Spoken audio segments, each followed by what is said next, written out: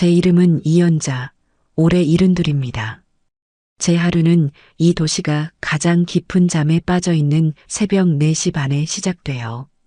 창밖은 아직 한밤중이고 세상의 모든 소음이 잦아든 그 시간에 저는 소리 없이 이부자리를 정돈하고 안방을 나섭니다. 평생을 이렇게 살아왔더니 이제는 자명종 소리보다 제 몸이 먼저 시간을 알아챕니다. 밤새 뻣뻣하게 굳어있던 무릎을 몇 번 주무르고 나면 어김없이 하루의 전쟁이 저를 기다리고 있었죠. 거실에는 어젯밤 아들 내외가 어질러 놓은 흔적들이 가득했습니다. 소파 위에는 아무렇게나 벗어 던진 양말이 뒹굴고 테이블 위에는 과자 부스러기와 음료수 캔이 그대로 놓여 있었어요. 그 풍경을 물끄러미 바라보다 저는 조용히 부엌으로 향했습니다. 제 유일한 핏줄인 아들 우식이, 그런 아들이 세상의 전부라며 시집온 며느리 담이, 그리고 제 눈에 넣어도 아프지 않을 손주 서준이까지, 이 세 사람의 아침을 책임지는 것이 제게 주어진 가장 중요한 임무라고 저는 그렇게 믿어 의심치 않았습니다. 부엌에 들어서 희미한 식탁등을 켜는 것으로 제 하루에 진짜 막이 오릅니다. 가장 먼저 하는 일은 쌀을 씻어 밥솥에 앉히는 것이에요. 이게 보통 일이 아닙니다. 며느리는 꼬들꼬들한 현미밥을 좋아하고 아들은 조금 진 흰쌀밥을, 손주 서준이는 또 따로 부드러운 잡곡밥을 먹여야 하니 밥솥 3개가 나란히 돌아가야 했어요. 어머니, 서준이는 성장기라 영양이 중요하니까 꼭 잡곡 섞어주세요라는 며느리의 말이 귓가에 맴돌았기 때문입니다. 그 말을 듣는 순간에는 제 자식 건강 챙겨주는 며느리가 참 기특하다 싶었지만 정작 본인은 흰쌀밥 아니면 입에도 대지 않는다는 사실을 떠올리면 어딘가 마음 한구석에 씁쓸해지곤 했습니다. 그래도 우리 엄마 밥이 최고라며 엄지를 치켜 세우는 아들의 얼굴을 떠올리면 이 정도 수고는 아무것도 아니라고 스스로를 다독였지요. 밥이 되는 동안에는 국과 반찬을 준비합니다. 오늘의 국은 며느리가 좋아하는 황태 해장국으로 정했어요. 어젯밤 늦게까지 친구들과 술 한잔하고 들어온 며느리의 속을 풀어줘야 했기 때문입니다. 잘게 찢은 황태를 들기름에 달달 볶다가 뽀얀 국물이 우러나도록 푹 끓여냅니다. 계란을 풀어넣고 파를 송송 썰어 넣으면 구수하면서도 시원한 냄새가 집안 가득 퍼져요. 그러면 비로소 제가 사는 이 집이 온기를 찾는 것 같아 마음이 놓였습니다. 계란말이며 콩나물 무침, 멸치볶음 같은 밑반찬 서너 가지를 뚝딱 만들어내고 나면 어느새 창밖이 희뿌옇게 밝아오기 시작합니다.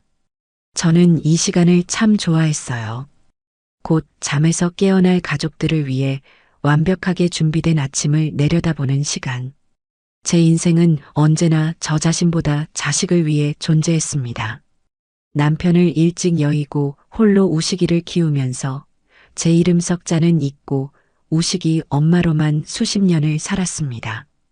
7시가 되자 며느리 다미가 하품을 하며 방에서 나옵니다. 어머니, 좋은 아침이에요. 와, 벌써 아침 준비 다 하셨네요? 정말 맛있겠다. 다미는 언제나 이렇게 살갑게 인사를 건넵니다.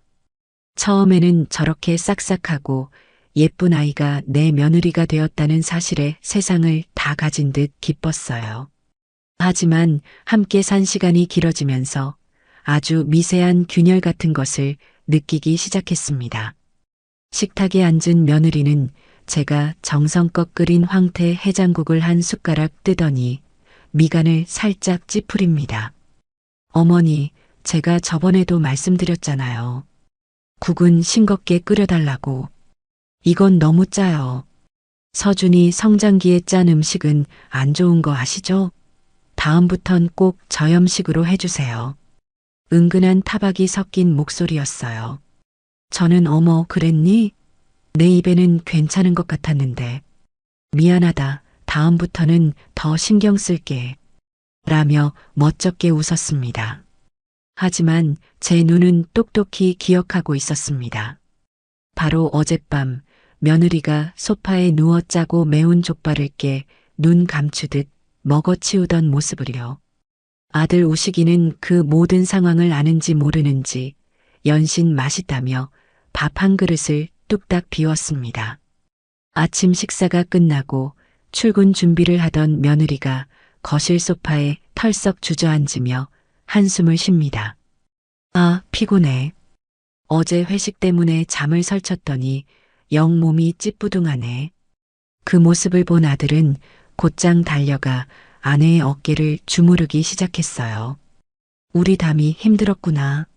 내가 저녁에 맛있는 거 사줄게. 푹 쉬고 있어. 하루 종일 삼시세끼 밥상에 청소, 빨래까지 하느라 파김치가 된 제 모습은 아들의 눈에 보이지 않는 모양이었습니다.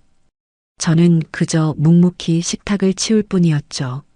아들의 행복이 곧 제 행복이라고 그렇게 또 한 번 스스로를 세뇌하면서요. 그날 오후였습니다.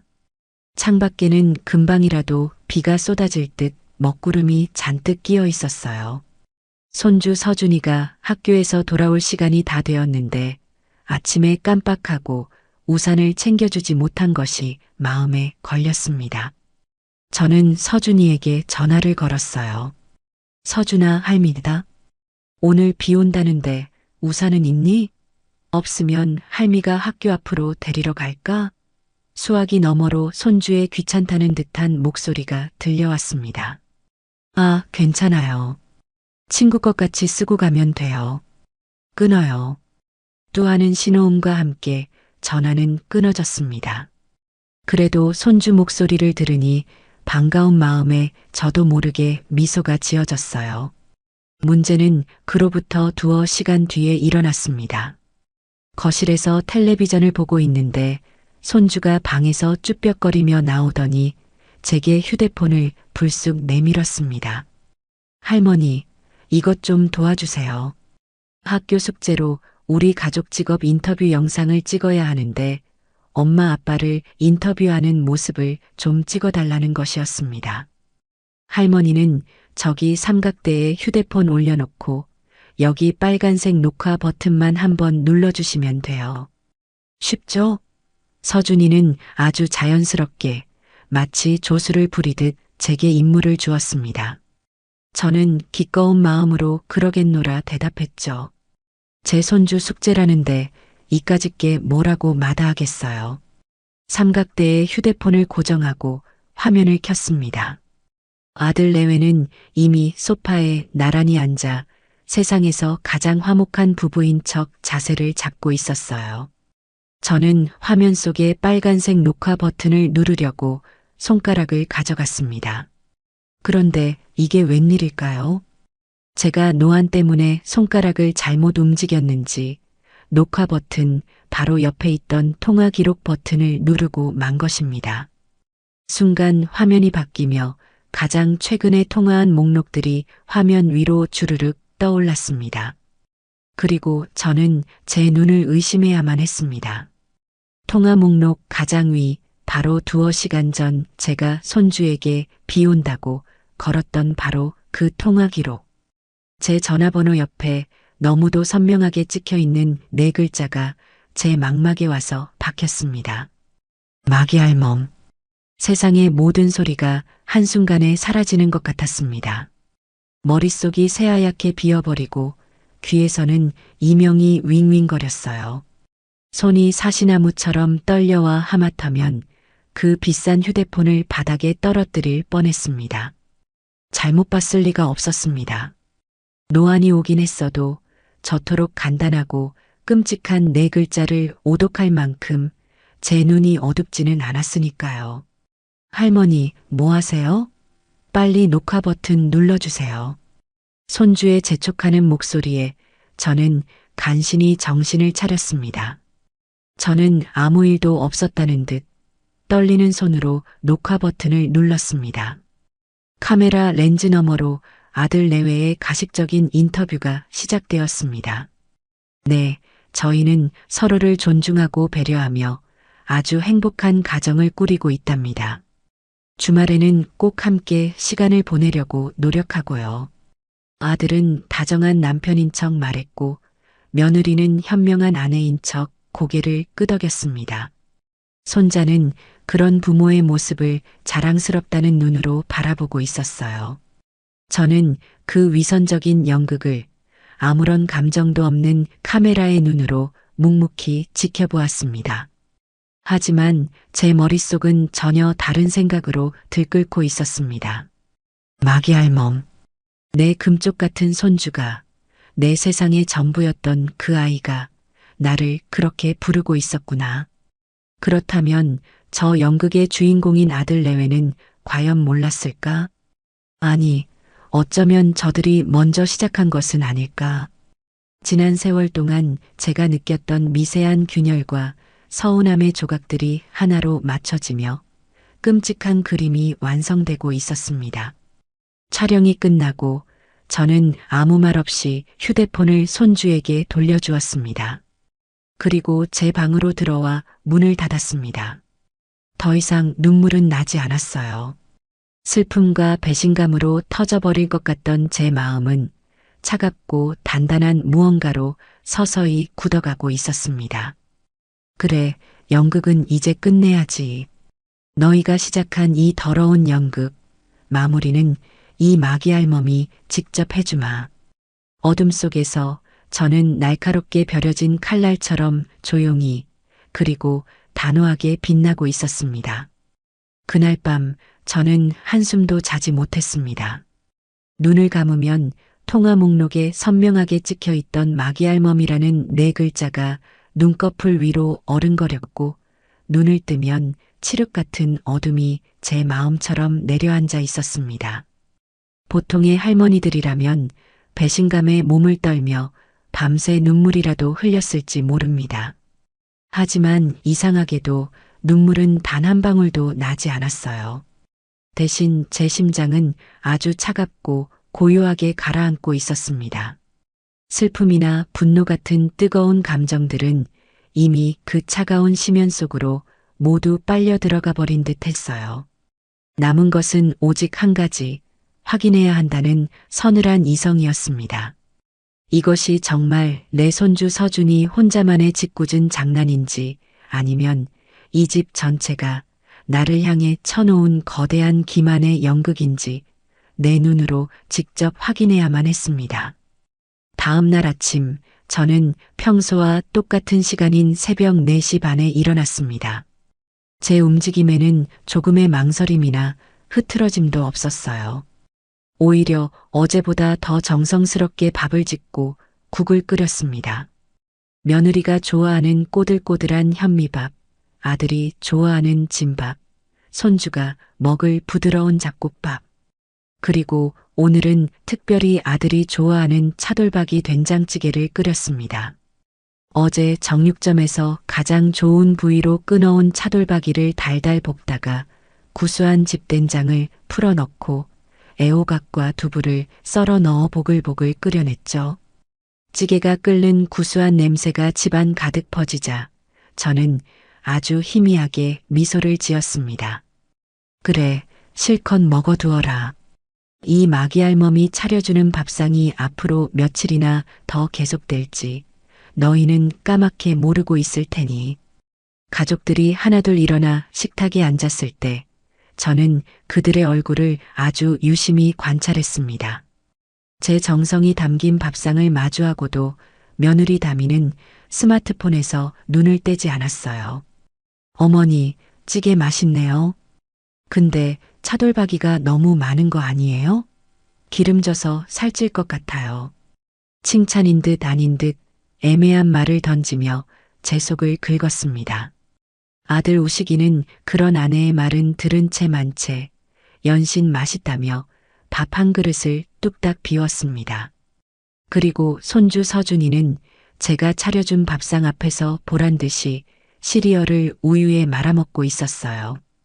어제 마귀 할멈 사건의 주인공이라고는 믿기지 않을 만큼 태연한 얼굴이었습니다. 저는 그들의 위선적인 아침 식사 풍경을 묵묵히 지켜보며 제 계획의 첫 단추를 끼울 기회를 엿보고 있었습니다. 기회는 생각보다 빨리 찾아왔어요. 식사를 마친 며느리가 베란다로 나가 누군가와 통화를 하기 시작했습니다. 저는 일부러 거실 바닥을 닦는 척하며 걸레를 든 채 베란다 문 쪽으로 천천히 다가갔습니다. 다행히 며느리는 통화에 열중한 나머지 제가 다가오는 것을 눈치채지 못했어요. 엄마. 나야. 응, 출근 준비해야지. 피곤해 죽겠어. 어제 회식 때문에 늦게 잤더니. 아니, 시어머니는 그냥 주무시라고 했지. 알아서 다 해놓으시는데 뭐. 며느리의 목소리는 친정 어머니와 통화할 때 특유의 애교 섞인 짜증이 가득했습니다. 잠시 친정 어머니의 안부를 묻는 듯한 대화가 오가더니 이내 화제는 제게로 넘어왔습니다. 우리 시어머니? 뭘 잘해줘. 그냥 집에 있는 집사지 뭐. 삼시세끼밥 차려주고 서준이 봐주고 청소 빨래 다 해주고 그거 말고 하는 게 뭐가 있어. 가끔 마기알멈처럼 잔소리하는 게 흠이지만 그 정도는 그냥 못 들은 척 넘겨야지 어쩌겠어. 저 양반 없으면 당장 나랑 오빠가 힘들어지는데. 집사 그리고 마기알멈. 제 귀를 의심했습니다. 손주가 장난으로 쓴 단어라고 믿고 싶었던 그 끔찍한 호칭이 며느리의 입에서 너무도 자연스럽게 흘러나왔습니다.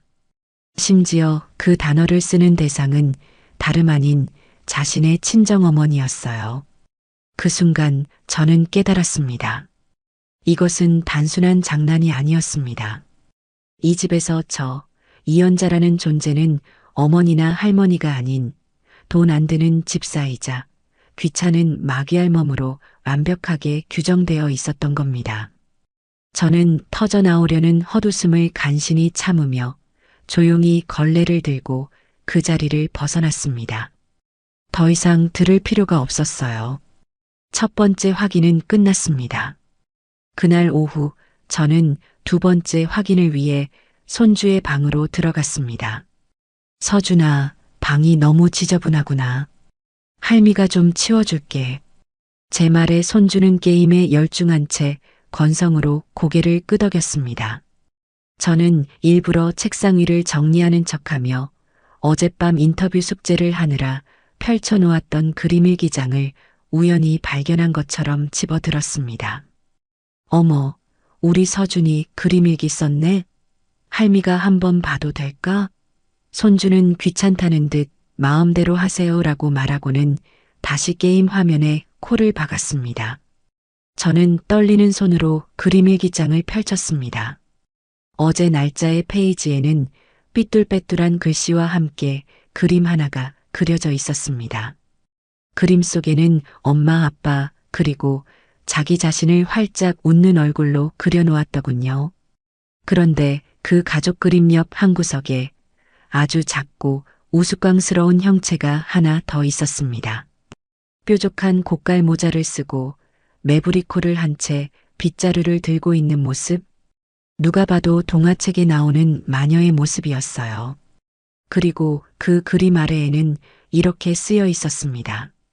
오늘 우리 가족 직업 인터뷰 숙제를 했다. 엄마 아빠는 정말 멋있다. 우리 집에는 엄마 아빠, 나 그리고 할머니가 산다. 할머니는 맨날 아프다고 하고 잔소리만 하는 마귀할멈이다. 그래도 할머니가 카메라를 잘 찍어줘서 숙제를 잘 끝낼 수 있었다. 아이의 순수한 아기가 담긴 글과 그림을 보는 순간 저는 숨이 턱 막히는 기분이었습니다. 아이의 눈에 저는 가족의 일원이 아니었습니다. 그저 카메라를 찍어주는 쓸모있는 도구이자 잔소리만 하는 마귀할멈일 뿐이었어요. 아이들은 어른의 거울이라고 했습니다. 서준이의 저 생각은 과연 누구에게서 비롯된 것일까요? 답은 이미 정해져 있었습니다. 저는 조용히 그림일기장을 덮어 제자리에 놓아두었습니다.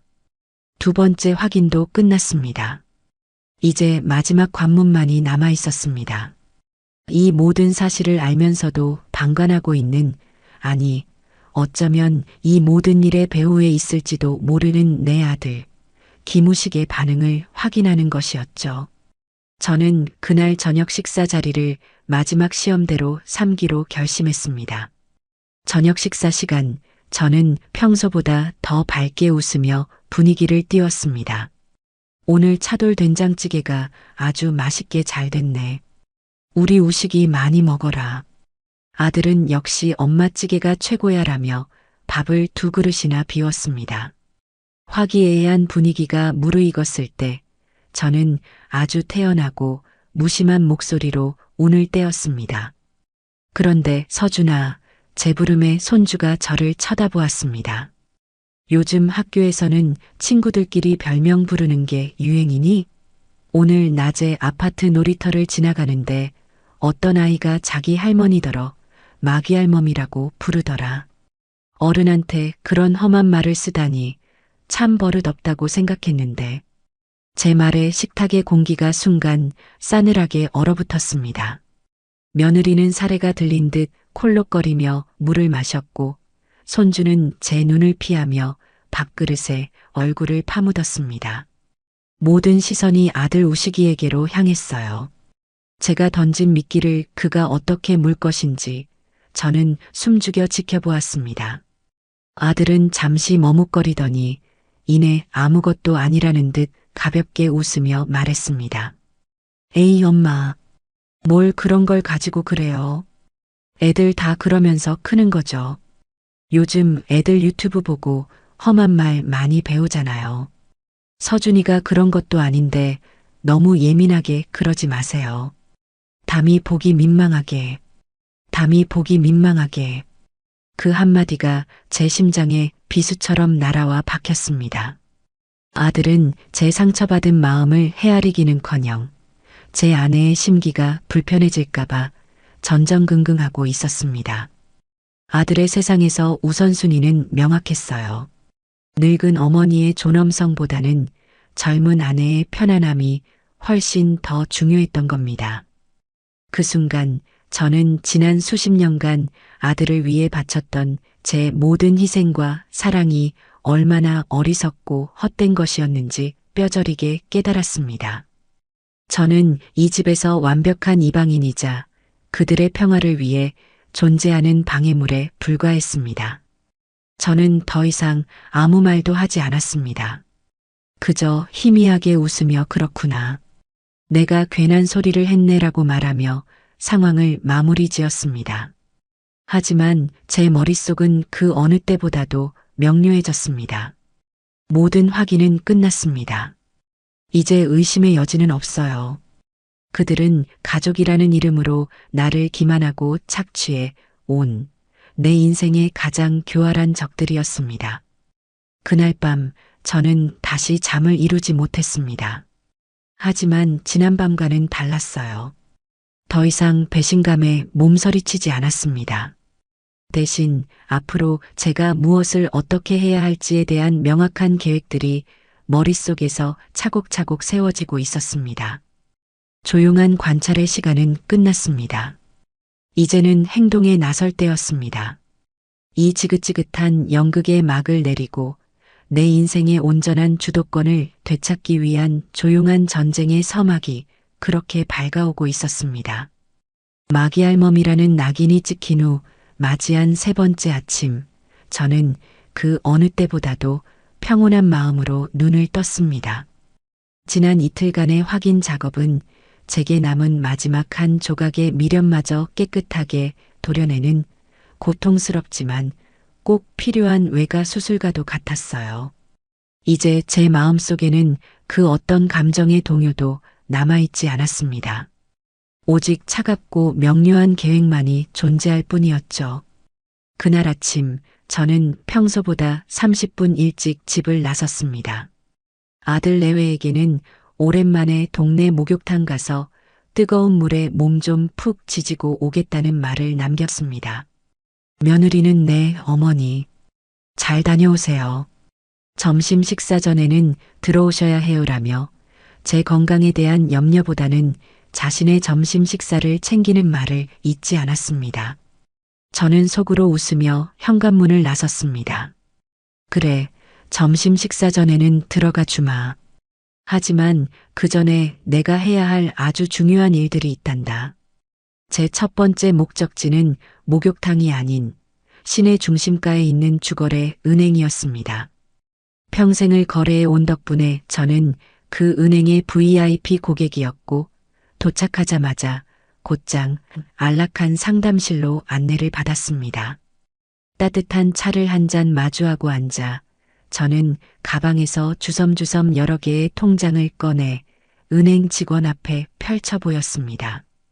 아들 대학 등록금을 위해 붓던 희망 적금 통장, 남편이 남겨준 사망보험금을 묻어두었던 정기예금 통장, 며느리 몰래 비상금으로 차곡차곡 모아온 쌈짓돈 통장까지 제 지난 세월의 피와 땀이 고스란히 담긴 통장들이었죠. 여기 있는 모든 예금을 해지해서 이 하나의 계좌로 전부 이체해 주십시오.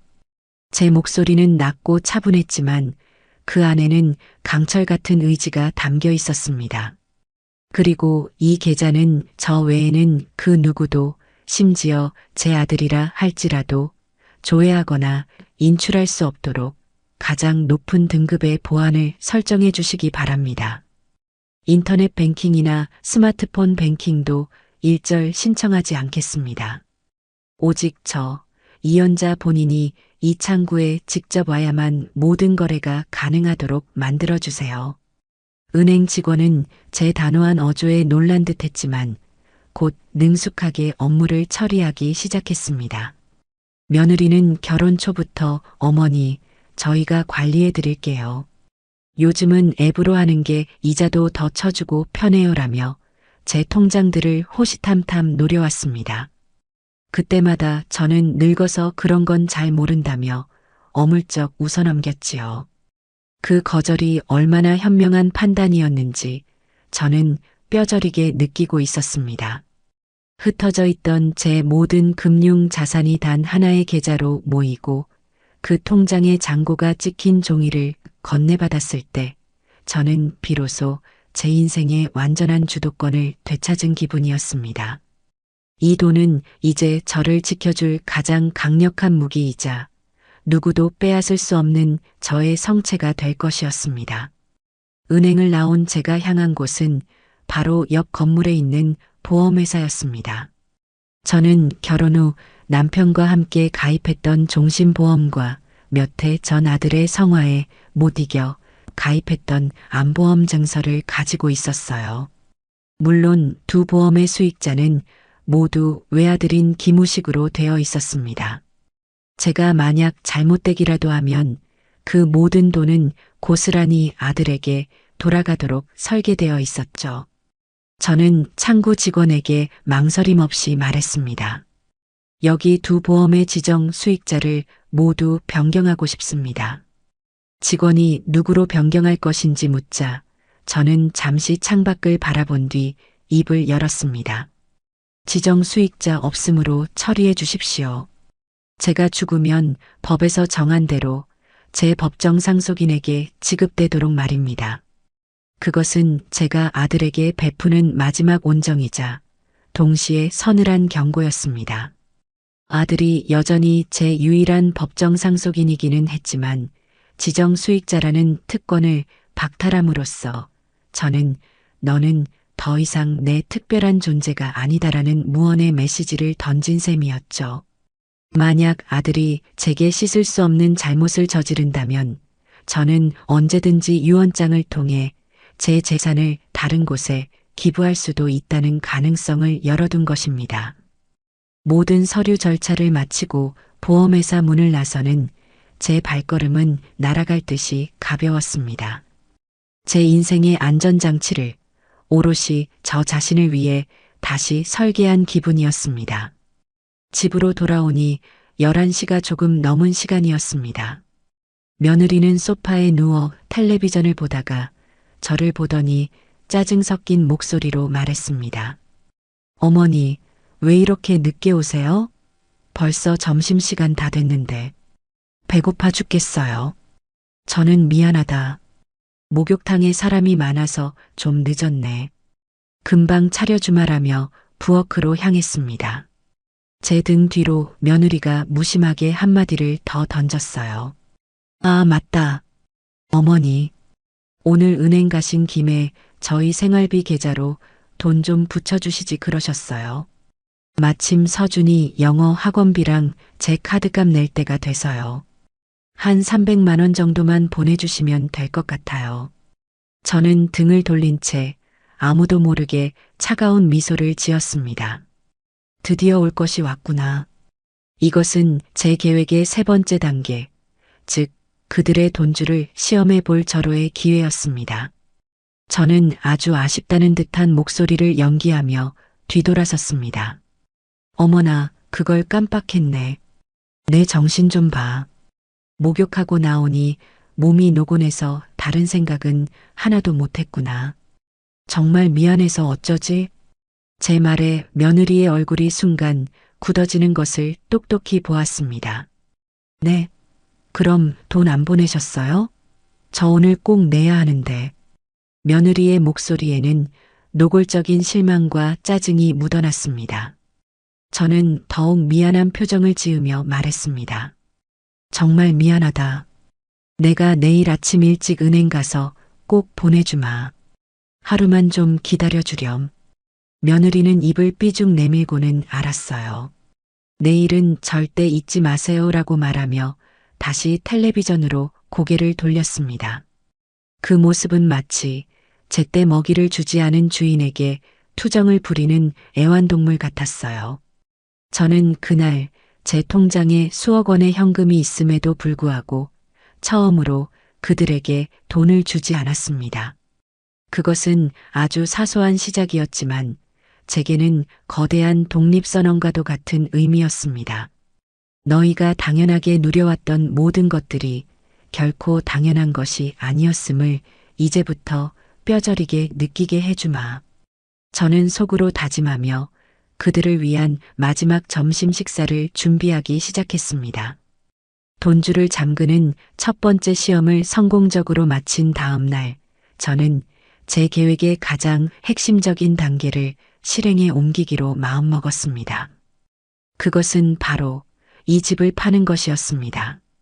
이 집은 남편과 사별하고 홀로 아들을 키우며 제 평생의 피와 땀으로 지켜온 삶의 터전이었습니다.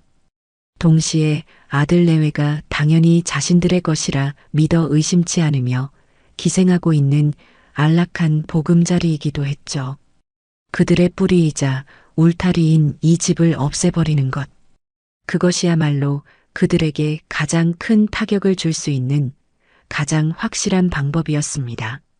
저는 아침 일찍 어제 약속한 대로 생활비 붙이러 은행 다녀오겠다는 말을 남기고 다시 집을 나섰습니다.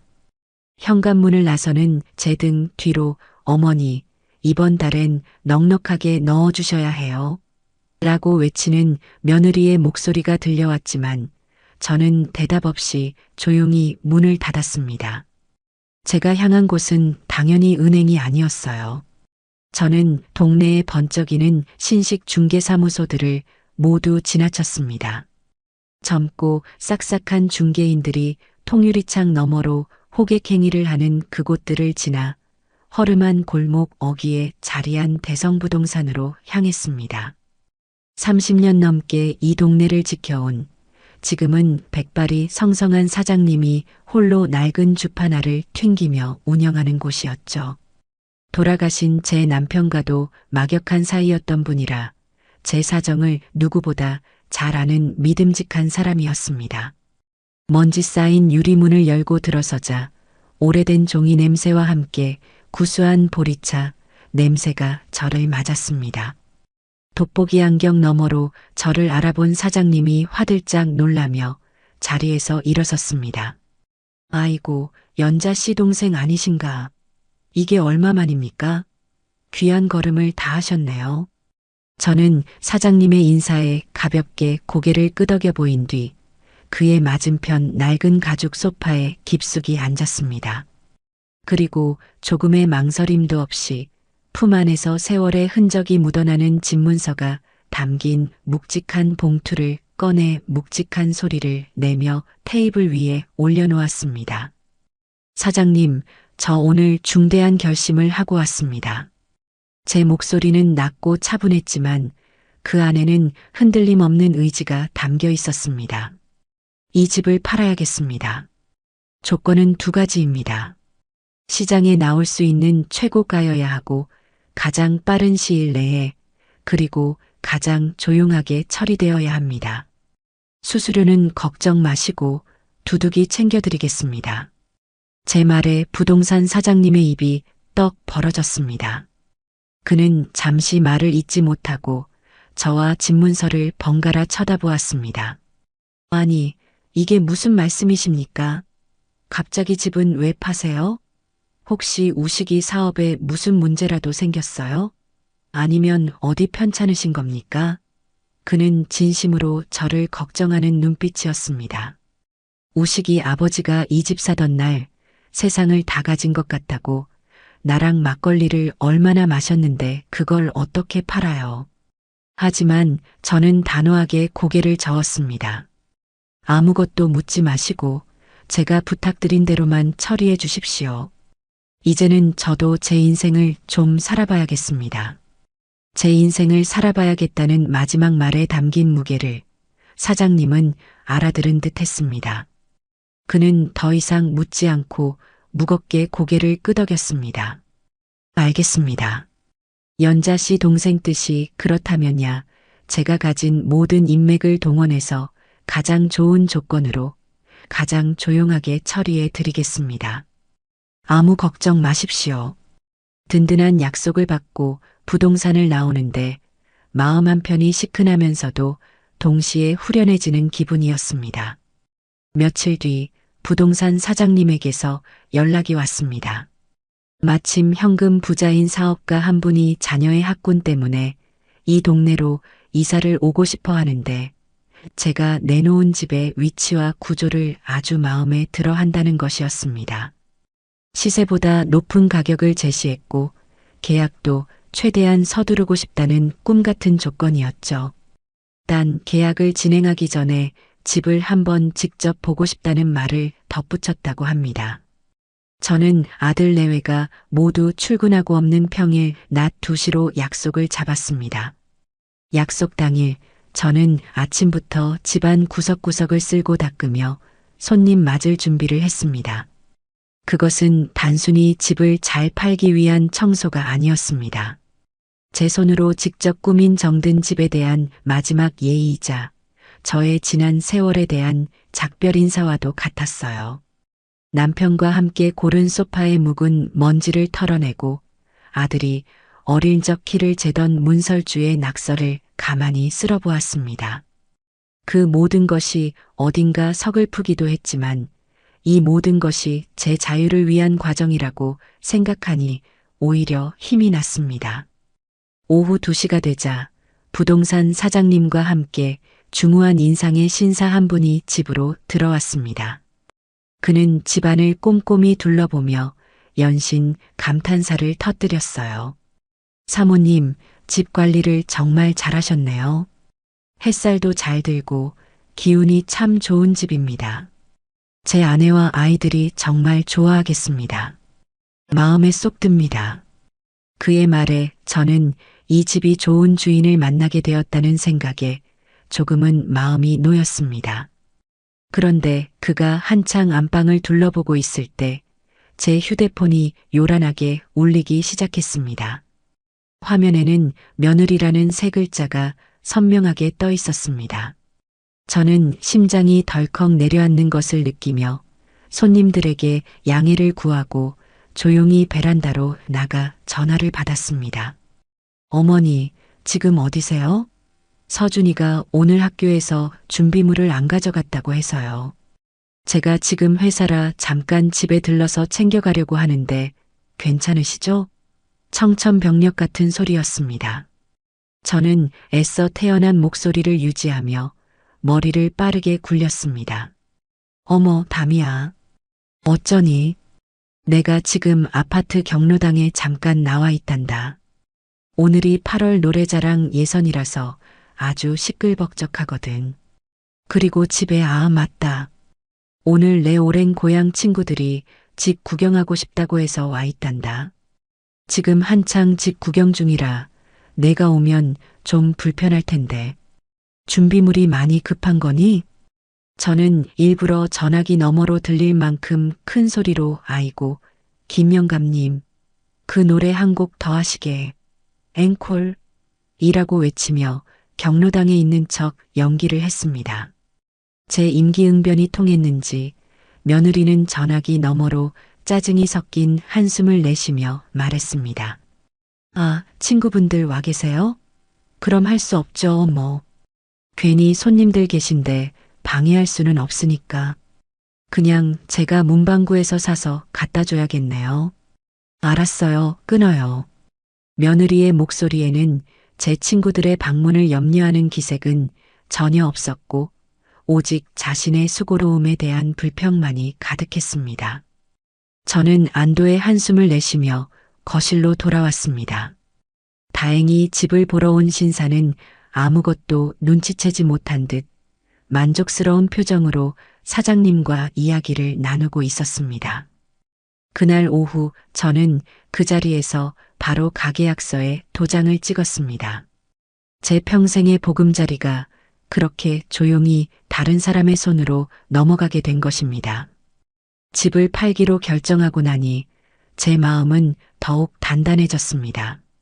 하지만 이 모든 계획을 실행에 옮기기 전 저는 그들에게 마지막 기회를 주기로 했습니다. 제 양심의 한치의 후회나 미련도 남기지 않기 위한 저 자신을 위한 최종 확인 절차였어요. 저는 그날 저녁부터 시름시름 앓는 연기를 시작했습니다. 일부러 다리를 절뚝이며 허리를 붙잡고 금방이라도 숨이 넘어갈 듯 힘없는 목소리를 냈습니다. 아이고, 허리야, 아이고, 무릎이야. 온몸이 쑤시는구나. 그러자 며느리가 인상을 찌푸리며 물었습니다. 어머니, 왜 그러세요? 어디 아프세요? 저는 기다렸다는 듯이 가장 가련한 목소리로 대답했습니다. 아무래도 내가 몸살이 아주 심하게 난 것 같구나. 도저히 움직일 수가 없어. 정말 미안하지만 오늘 저녁이랑 내일 서준이 등원은 너희가 좀 해줘야겠다. 수화기 너머로 순간 싸늘한 정적이 흘렀습니다.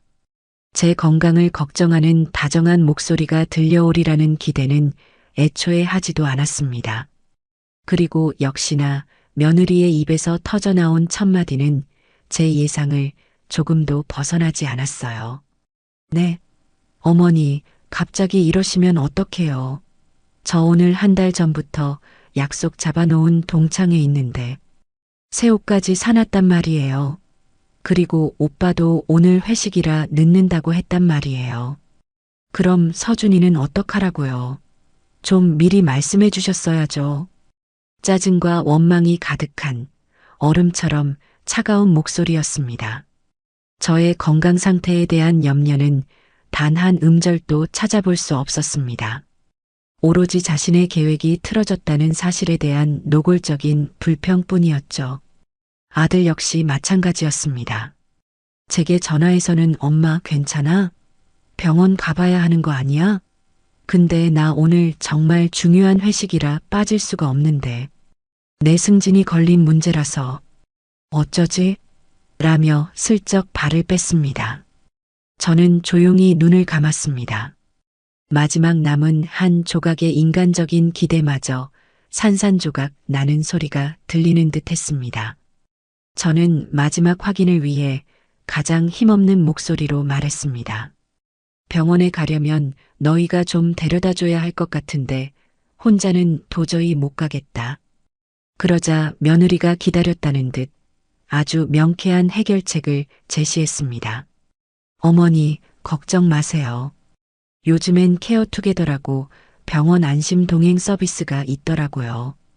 앱으로 부르면 집 앞까지 와서 병원까지 안전하게 모셔다 주고 진료받는 동안 기다렸다가 약까지 타서 다시 집에 모셔다 주는 서비스예요.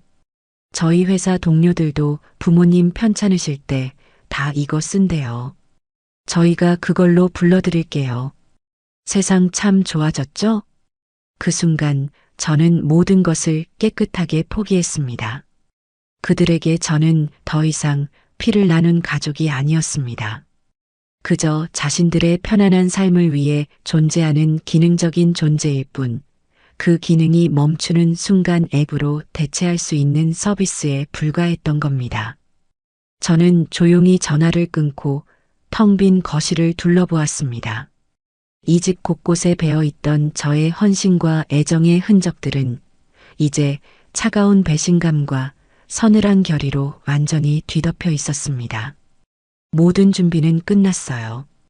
이제 가면을 벗기고 이 지긋지긋한 연극의 막을 내릴 시간만이 남아 있었습니다. 운명의 날은 토요일 저녁으로 정해졌습니다. 그날은 제 계획의 활용점정을 찍는 날이자 제 인생을 올가매던 모든 족쇄를 끊어내는 해방의 날이 될 것이었습니다. 그 디데이를 앞두고 저는 마지막 퍼즐 조각을 맞추기 위해 분주하게 움직였습니다. 제 모든 행동은 수십 년간 반복해온 일상처럼 물 흐르듯 자연스러웠고 그들의 의심을 살 만한 구석은 단 한 군데도 없었어요. 그들은 제가 차려주는 따뜻한 밥을 먹고 제가 청소해 놓은 깨끗한 집에서 편안하게 잠들며 자신들이 딛고 선 땅이 거대한 싱크홀처럼 무너져 내리고 있다는 사실을 까맣게 모르고 있었습니다. 수요일 오전 저는 부동산 사장님과 함께 법무사 사무실을 찾았습니다. 낡은 서류 냄새와 잉크 냄새가 섞여 묘한 권위를 풍기는 그곳에서 저는 제 인생의 가장 중요한 서류의 마지막 도장을 찍을 준비를 하고 있었습니다. 집 매매의 마지막 절차인 등기 이전을 마무리하기 위해서였죠. 법무사는 안경 너머의 날카로운 눈으로 저와 매수인을 번갈아 보며 마지막으로 물었습니다. 매도인 이연자님, 정말 이 계약에 대해 다시 생각해 보실 의향은 없으십니까? 평생을 사신 집인데 자제분들과는 충분히 상의가 되신 건지요? 저는 그 질문에 희미하게 웃으며 대답했습니다. 네, 그럼요. 제 인생의 그 어떤 결정보다도 더 신중하게 내린 결정입니다. 더 이상 상의할 사람은 없습니다. 제 단호한 대답에 법무사는 더 이상 묻지 않고 제 앞으로 서류를 내밀었습니다. 제 평생이 담긴 집의 소유권이 타인에게 넘어가는 그 서류에 제 이름 석자를 쓰고 인주를 묻힌 묵직한 옥도장을 찍는 순간 제 마음은 이상할 정도로 평온했습니다.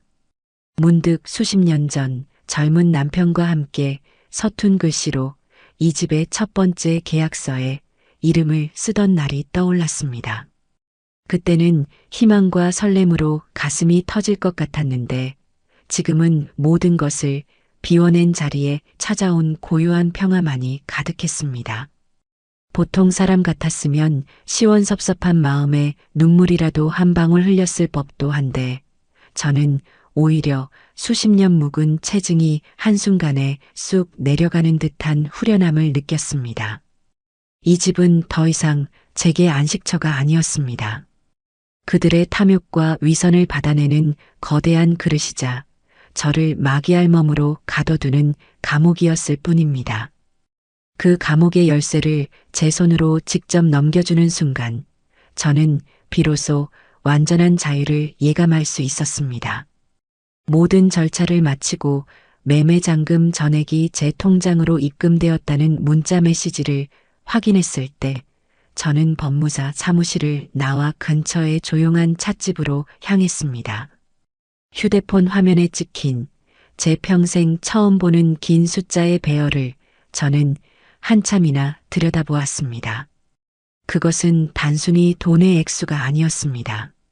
제 청춘과 맞바꾼 억척스러움, 남편을 잃은 슬픔을 견뎌낸 인고의 시간, 그리고 아들 하나만을 바라보며 살아온 제 모든 세월의 무게가 그 숫자 안에 담겨 있었습니다.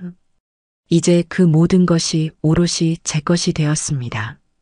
저는 따뜻한 대추차를 한 모금 마시며 제 인생의 이막을 어떻게 열어갈 것인지 조용히 계획하기 시작했습니다.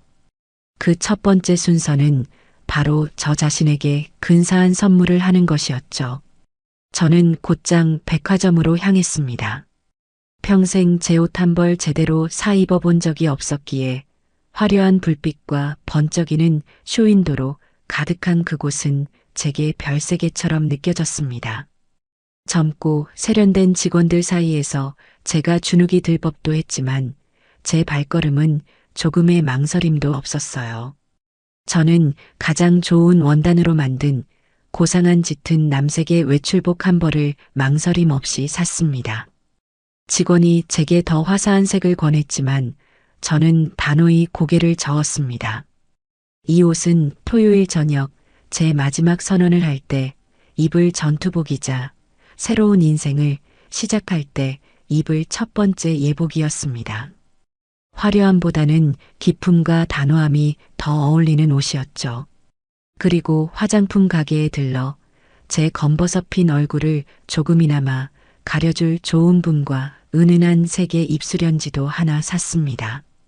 거울에 비친 제 모습은 여전히 늙고 지친 할머니였지만 그 눈빛만은 그 어느 때보다도 단단하고 형형하게 빛나고 있었습니다. 집으로 돌아오는 길, 저는 대형마트에 들러 제 평생 가장 많은 장을 보았습니다. 카트 2개가 가득 차고도 넘칠 정도였어요. 최고급 한우 갈비와 등심, 싱싱한 활전복과 대하, 오색 찬란한 파프리카와 각종 채소들, 그리고 아들과 며느리가 좋아하는 비싼 와인과 손주가 좋아하는 유기농 과일까지 마치 누군가의 환갑잔치라도 치를 것처럼 저는 아낌없이 돈을 썼습니다. 계산대 직원이 놀란 눈으로 저를 쳐다볼 정도였죠. 이 모든 음식을 준비하면서 저는 지난 수십 년간 제가 차려냈던 수천 번의 밥상들을 떠올렸습니다. 그 밥상에 담았던 제 사랑과 정성이 어떻게 배신당했는지를 생각하니 더 이상 슬프지 않았습니다. 대신 분노가 차갑게 식어 칼날 같은 결심으로 변해갔습니다. 이것은 그들과 함께하는 제가 베푸는 최후의 만찬이 될 것이었습니다. 집에 돌아오니 며느리가 소파에 누워 있다가 산더미 같은 장바구니를 보고는 눈을 동그랗게 떴습니다. 어머니, 이게 다 뭐예요? 무슨 날이에요? 돈은 어디서 나셨어요? 또 쌈짓돈 깨셨어요? 며느리의 목소리에는 음식에 대한 기대감보다 제가 쓴 돈의 출처에 대한 의심이 더 크게 담겨 있었어요. 저는 아주 인자한 미소를 지으며 대답했습니다. 내 통장에 보내주려던 생활비, 그걸로 시장을 좀 봤다.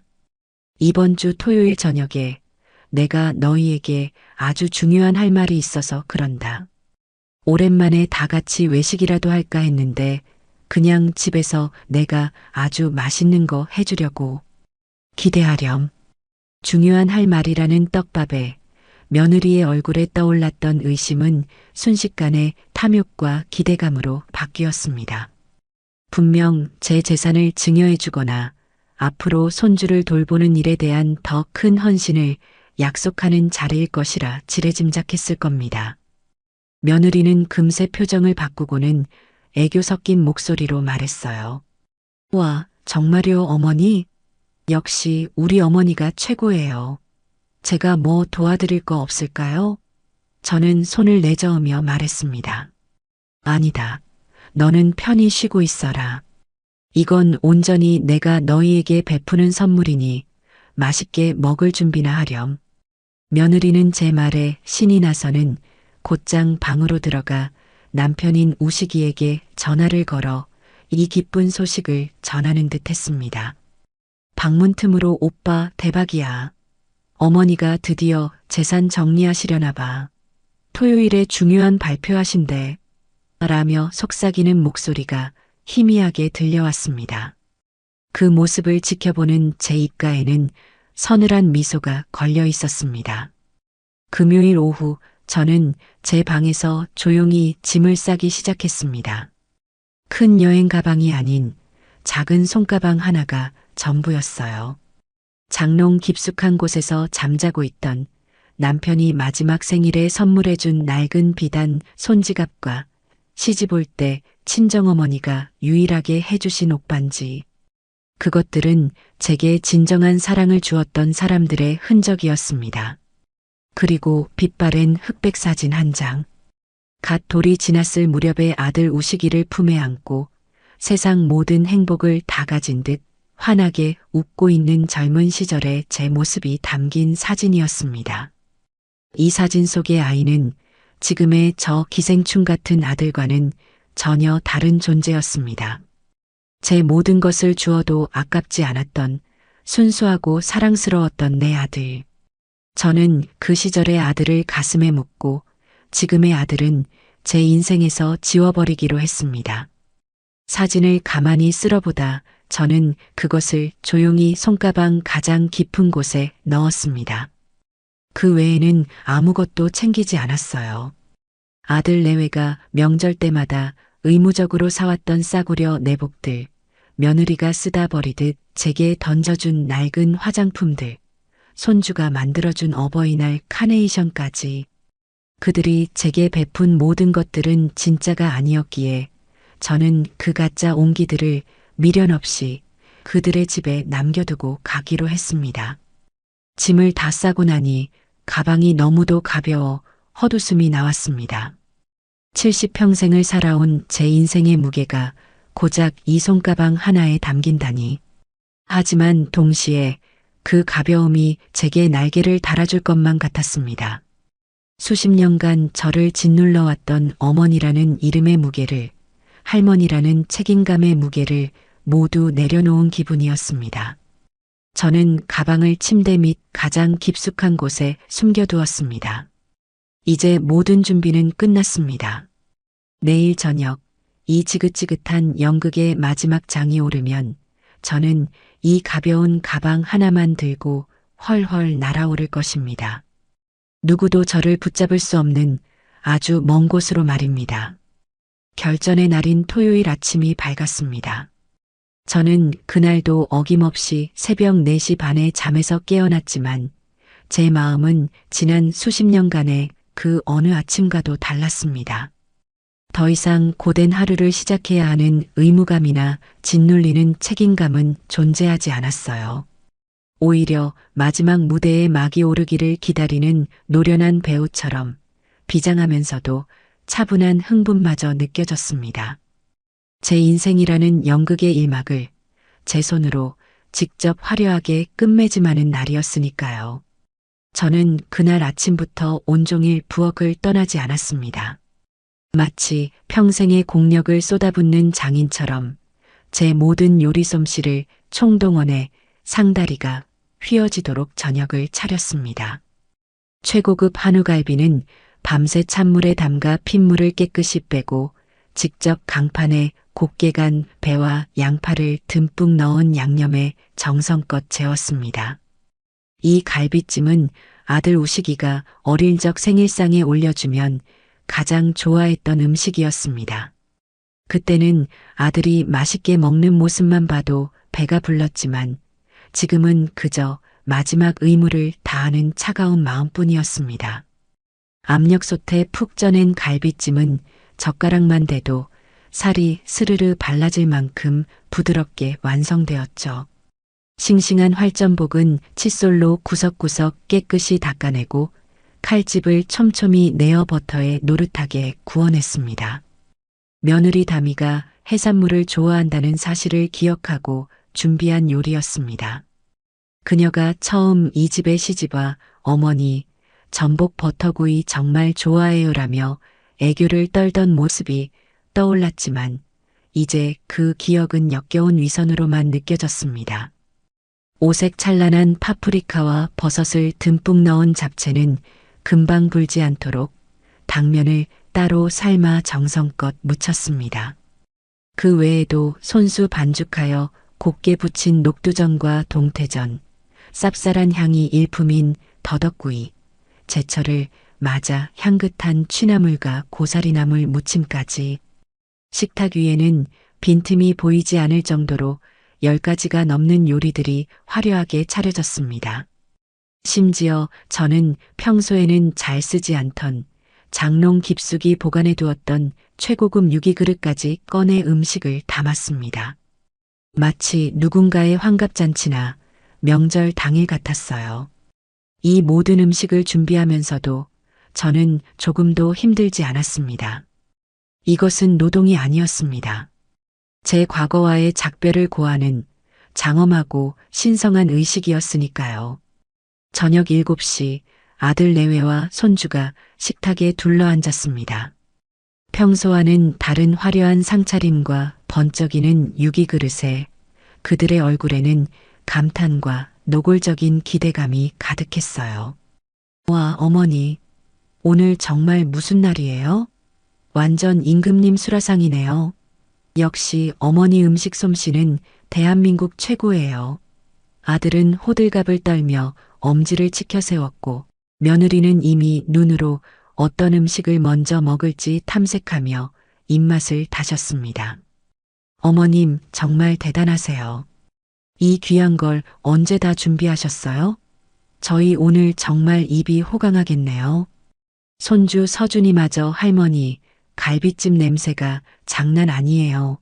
라며 의자를 당겨 앉았습니다. 저는 아주 인자한 할머니의 미소를 지으며 말했습니다. 그래, 오늘 많이들 먹어라. 며칠 전부터 너희에게 맛있는 밥 한 끼 차려주고 싶어서 준비했단다. 특히 우리 서준이 좋아하는 갈비찜 실컷 먹으렴. 저는 가장 크고 부드러운 갈비찜 한 덩이를 손주의 밥그릇 위에 올려주었습니다. 그들은 제 의도를 전혀 눈치채지 못한 채 눈 감추듯 음식을 먹어치우기 시작했습니다. 아들은 아내에게 가장 맛있는 전복을 집어주고 며느리는 아들에게 애교를 부리며 술을 따랐습니다. 그들만의 세상이었죠. 저는 그런 그들의 모습을 하나하나 제 눈에, 제 마음에 새기며 조용히 물만 마셨습니다. 제 앞에는 밥 한 술 뜨지 않은 깨끗한 그릇만이 놓여 있었지만 그들은 너무도 식사에 열중한 나머지 그 사실조차 알아채지 못했습니다. 네, 이것은 그들과 함께하는 제가 베푸는 최후의 만찬이었습니다. 실컷 먹어두어라. 이 마귀알멈이 차려주는 마지막 밥상이니. 왁자지껄한 식사가 끝나고 제가 향긋한 과일과 직접 담근 매실차를 내어놓았을 때 드디어 제가 입을 열었습니다. 시끌벅적하던 식탁에 순간 정적이 흘렀고 배를 두드리던 아들과 며느리는 드디어 올 것이 왔다는 듯 자세를 고쳐 앉고 기대감 어린 눈으로 저를 바라보았습니다. 분명 제 입에서 나올 중요한 할 말이 자신들의 미래를 보장해줄 달콤한 유산 상속 이야기이거나 최소한 손주 학원비라도 두둑이 보태주겠다는 약속일 것이라 굳게 믿고 있는 눈치였습니다. 오늘 이렇게 다 모이라고 한 건 다른 게 아니다. 저는 찻잔을 내려놓고 정면으로 며느리 다미를 똑바로 쳐다보았습니다. 제 서늘하고 고든 시선을 마주한 다미의 눈이 미세하게 흔들리는 것을 놓치지 않았어요. 다미야, 내가 며칠 전에 내 시어미의 이름을 내 손주 휴대폰에서 우연히 봤다. 제 말에 다미의 얼굴이 눈에 띄게 굳어졌습니다. 아들 우식이는 무슨 영문인지 몰라 엄마 갑자기 그게 무슨 이라며 저와 다미를 번갈아 쳐다볼 뿐이었죠.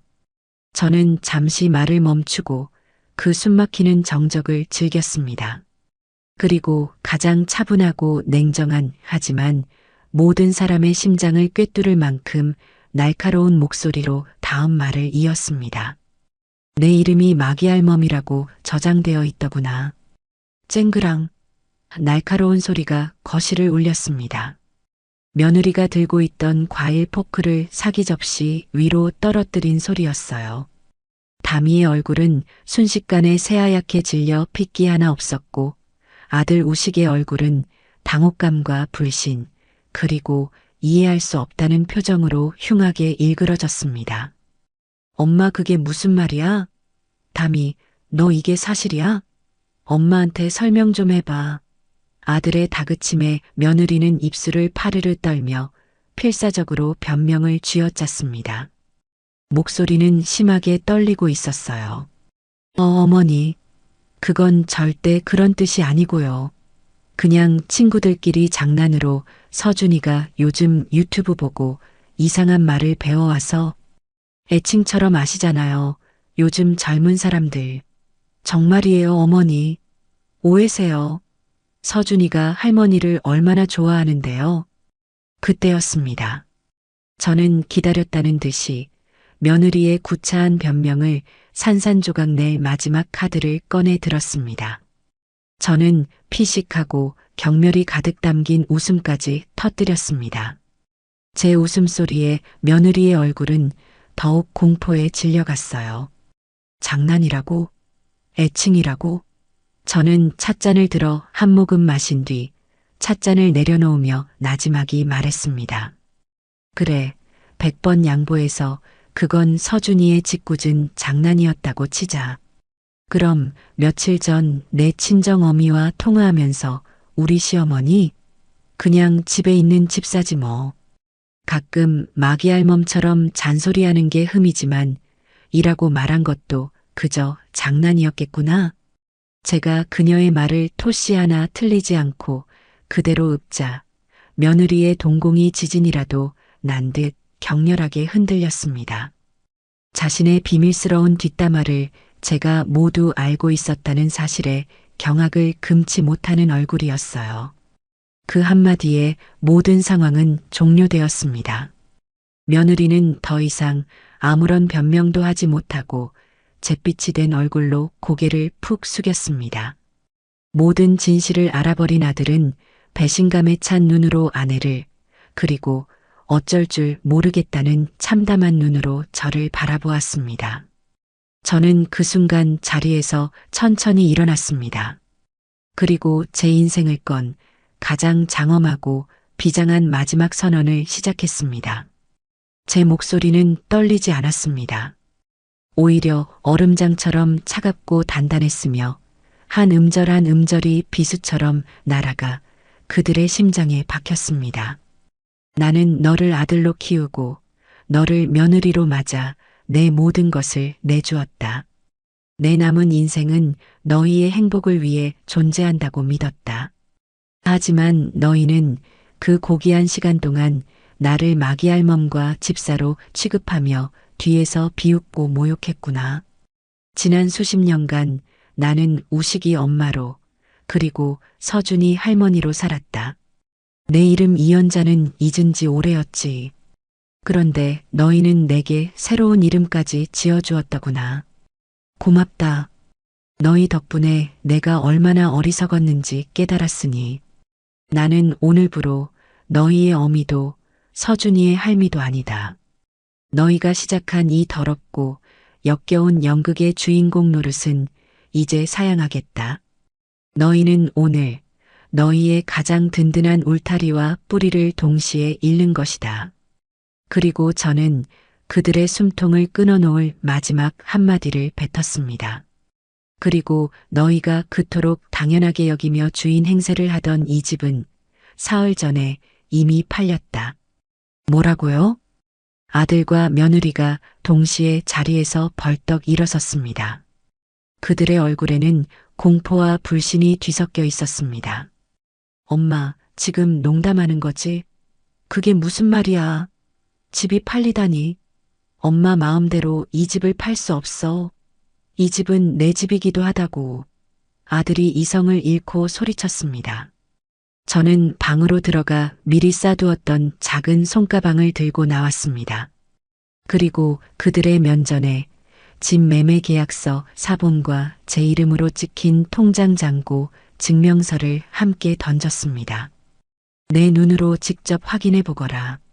이 집은 내 평생의 피와 땀으로 마련한 온전한 내 재산이다. 너희는 단 1원도 보탠 적이 없지. 며칠 내로 새로운 주인이 들어올 테니 너희도 이제 너희가 살 길을 알아서 찾아봐라. 내가 너희에게 주는 마지막 선물이다. 아들과 며느리는 망부석처럼 굳어 서리를 내려다볼 뿐 아무도 감히 저를 막지 못했습니다. 저는 현관문을 향해 걸어갔습니다. 뒤에서 아들이 뒤늦게 정신을 차리고 엄마 잘못했어요. 제발, 제가 다 잘못했어요. 제가 평생 잘할게요. 하고 절박하게 부르는 소리가 들려왔지만 저는 단 한 번도 뒤돌아보지 않았습니다. 문을 열고 밖으로 나와 제 손으로 직접 문을 닫았습니다. 철컥하고 둔탁하게 잠기는 문소리와 함께 제 지긋지긋했던 과거와의 인연도 그렇게 완벽하고 영원하게 끊어졌습니다.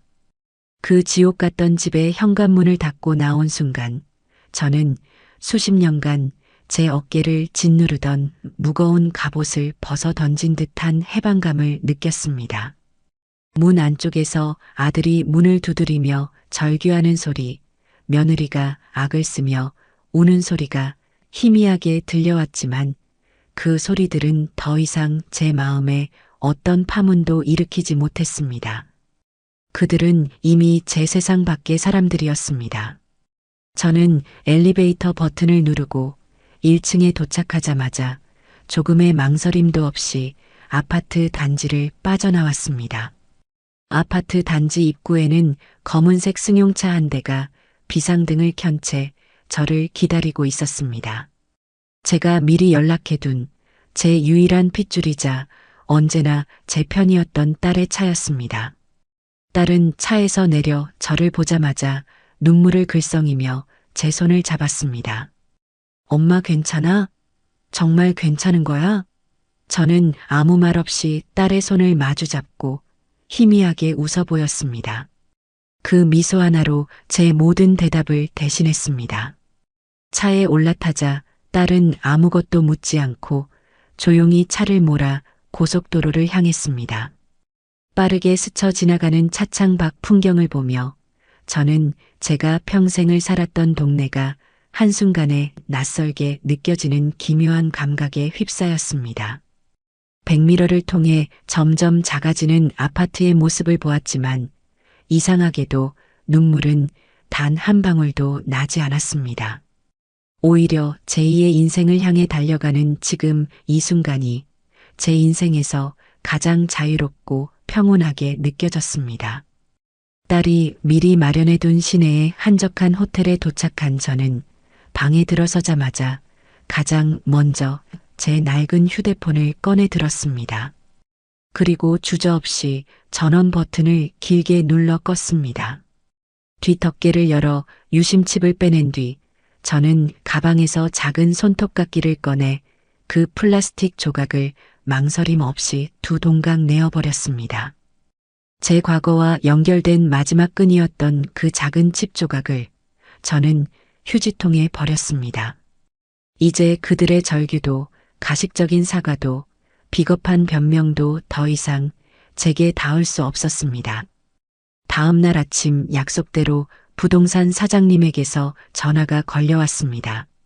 제 딸의 새 휴대폰으로 걸려온 전화였죠. 아들 내외가 밤새 부동산으로 찾아와 집이 정말 팔린 게 맞냐며 난동을 부렸다는 소식이었습니다. 사장님은 걱정 마십시오. 계약은 법적으로 완벽하게 끝났고 잔금까지 모두 치러졌으니 이제 와서 되돌릴 수 있는 건 아무것도 없습니다.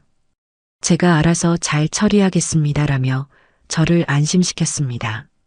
그날 오후 저는 딸과 함께 이삿짐 센터에 연락해 제 방에 남아있던 몇 안 되는 짐들을 모두 처분해달라고 요청했습니다. 아들의 낡은 앨범, 빛바랜 가족사진, 그들이 쓰던 값비싼 가구들까지 제 기억 속에서 지워버리고 싶은 모든 것들을요. 단 하나 제 방에 있던 작은 자개장과 제 손때 묻은 옷 몇 가지만은 따로 챙겨 제가 있는 곳으로 붙여달라고 부탁했습니다. 그 자개장은 시집 올 때 친정 어머니가 해주신 제 인생의 유일한 재산 목록 1호였으니까요. 그 무렵 아들과 며느리는 그야말로 패닉 상태에 빠져 있었습니다. 딸을 통해 전해 듣기로 그들은 제가 잠시 화가 나 집을 나갔을 뿐 며칠만 지나면 손주가 보고 싶어서라도 돌아올 것이라고 안일하게 믿었다고 해요. 하지만 며칠이 지나도 제가 모든 연락을 차단한 채 나타나지 않고 급기야 법무법인에서 보낸 주택명도 명령에 대한 내용 증명 등기를 받고 나서야 사태의 심각성을 깨달았다고 합니다.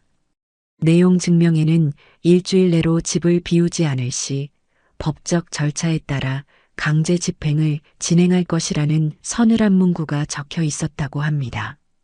그제야 그들은 제 딸에게 미친 듯이 전화를 걸어왔습니다. 아들은 울며 불며 내가 잘못했다. 내가 죽일 놈이다. 제발 엄마 어디 계신지만 알려다오.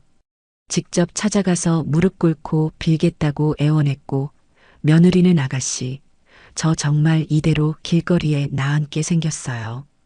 서준이는 어떡해요. 제발 한 번만 도와주세요라며 동정심에 호소했다고 합니다.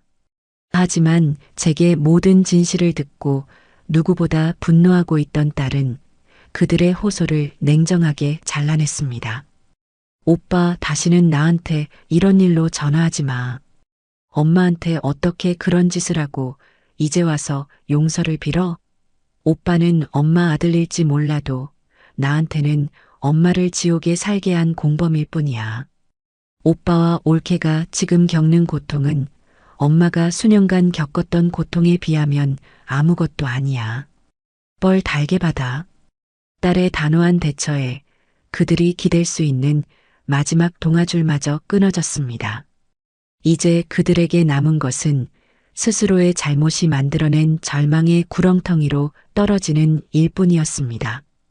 일주일 뒤 약속된 이사 날짜가 되었습니다. 저는 딸과 함께 마지막으로 그 집에 들렀습니다. 제 자개장을 챙기기 위해서였어요. 집안은 그야말로 폭풍이 휩쓸고 간 듯 했습니다. 그들이 급하게 짐을 싸서 나간 듯 여기저기 옷가지와 잡동사니들이 널려 있었어요. 식탁 위에는 제가 마지막으로 차렸던 최후의 만찬 그릇들이 곰팡이가 쓴 채 그대로 놓여 있었습니다. 그 처참한 광경을 보니 그들이 얼마나 경황이 없었는지 그리고 얼마나 저의 노동을 당연하게 여겨왔는지 다시금 깨닫게 되어 헛웃음이 나왔습니다. 저는 그 어떤 감정도 느끼지 않으려 애쓰며 제 집만 챙겨 조용히 그리고 영원히 그 집을 떠났습니다. 제가 선택한 새로운 보금자리는 아무도 저를 알지 못하고 찾을 수도 없는 남해의 한적한 바닷가 마을이었습니다. 바다가 바로 보이는 작지만 깨끗한 단층 집을 이미 계약해둔 상태였죠. 서울역 플랫폼에 서서 남쪽으로 향하는 KTX에 몸을 실었을 때 저는 비로소 제가 들이마시는 공기의 질감이 달라졌음을 느꼈습니다. 지난 72년간 제 폐부를 채웠던 것은 늘 희생과 인내라는 이름의 무거운 공기였어요.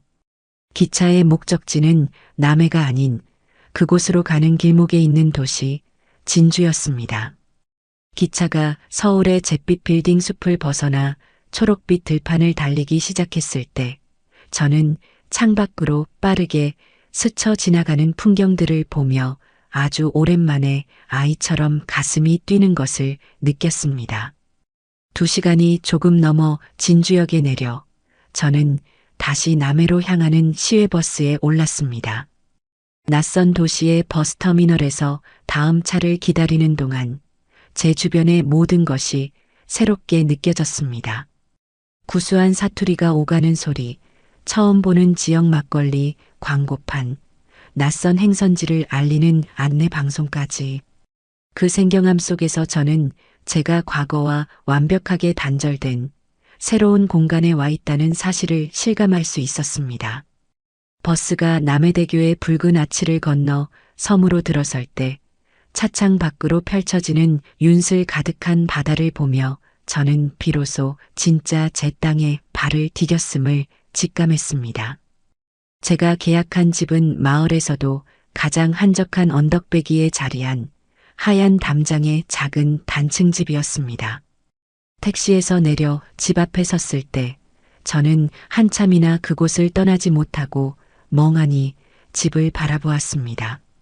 사진으로만 보았던 것보다 훨씬 더 아늑하고 정겨운 모습이었죠.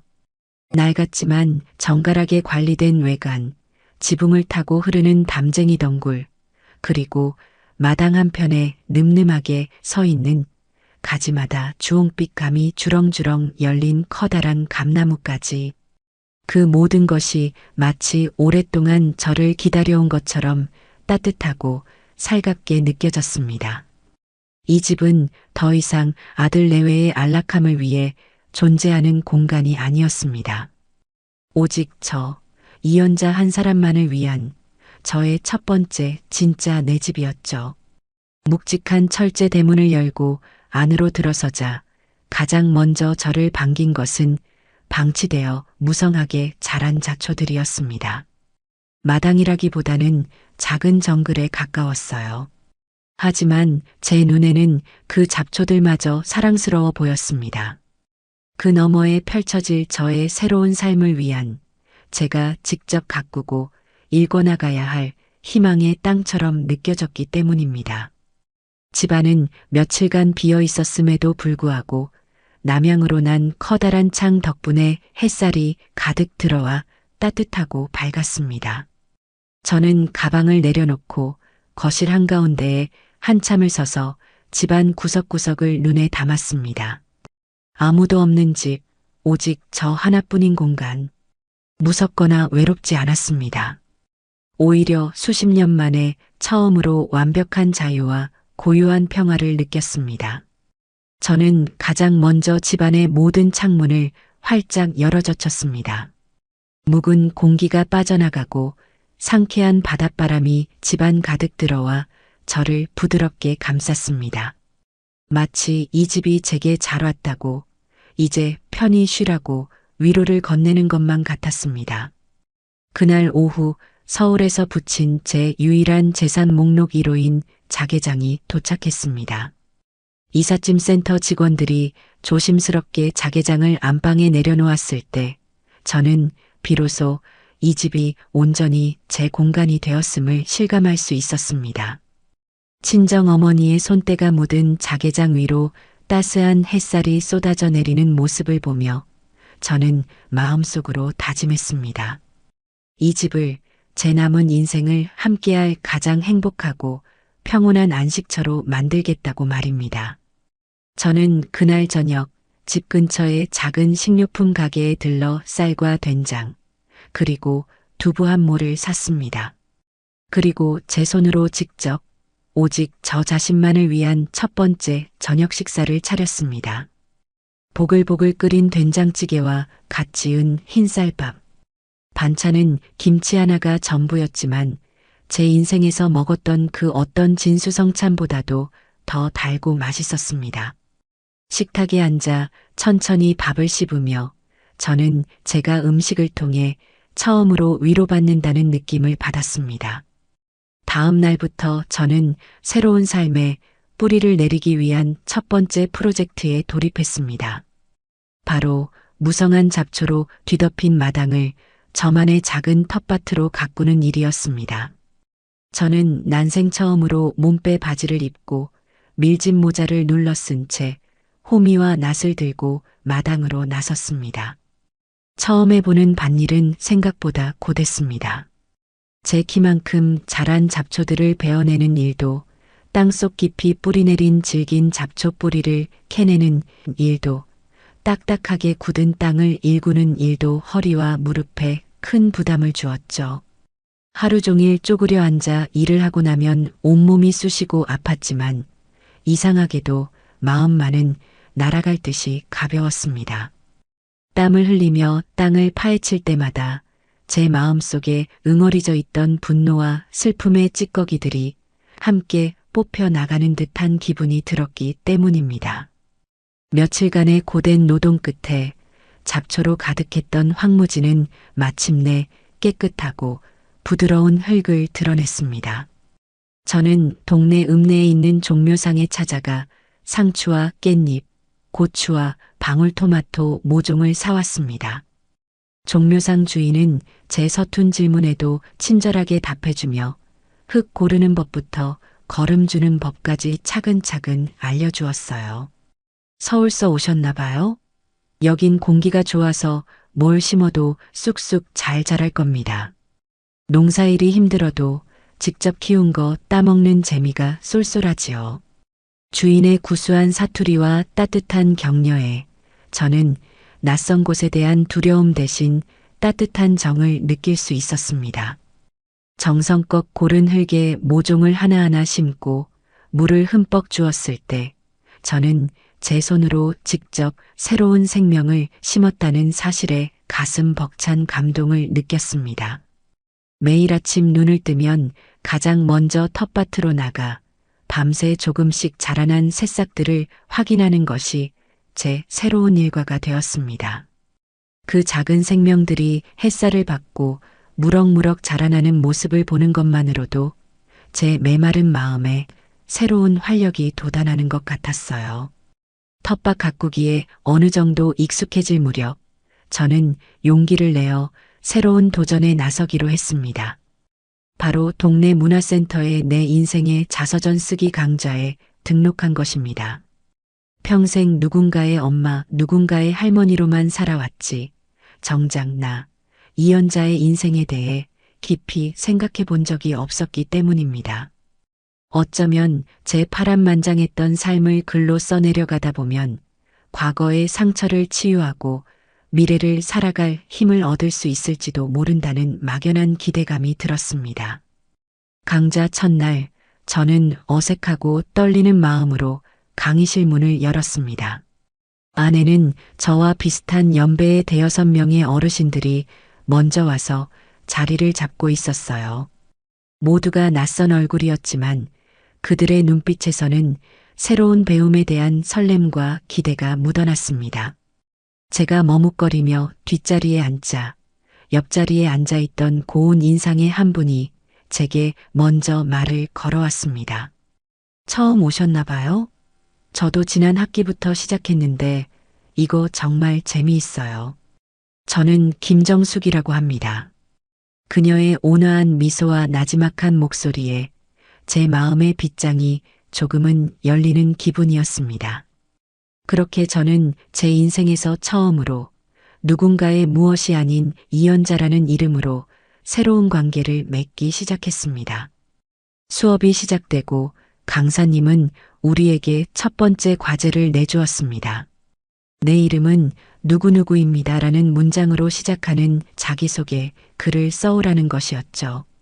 그날 밤 저는 식탁에 앉아 새하얀 원고지 위에 제 인생의 첫 문장을 써내려갔습니다.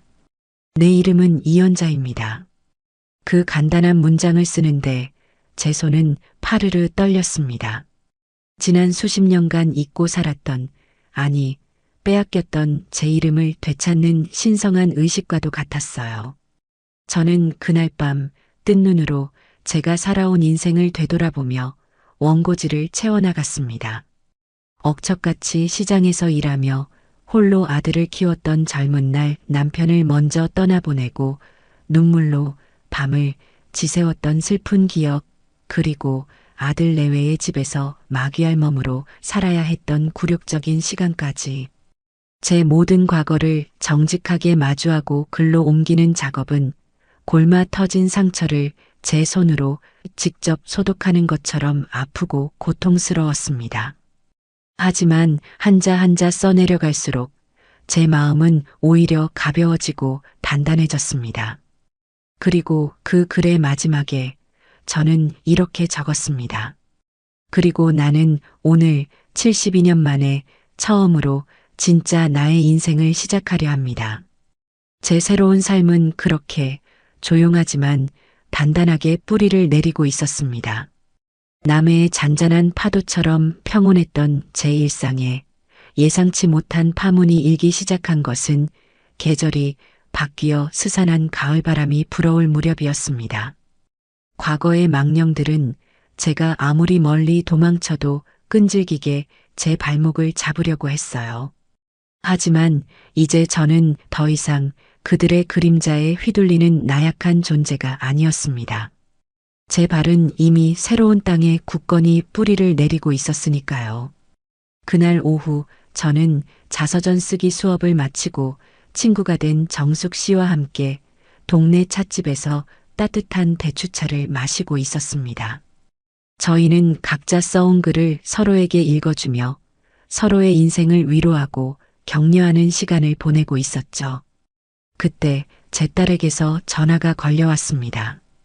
딸은 늘 제 평온을 깨뜨릴까봐 조심스러워하며 전화를 걸어왔기에 저는 직감적으로 서울에 무슨 일이 생겼음을 알 수 있었어요. 엄마, 미안해. 괜찮은 거 아는데 그래도 엄마는 알아야 할 것 같아서.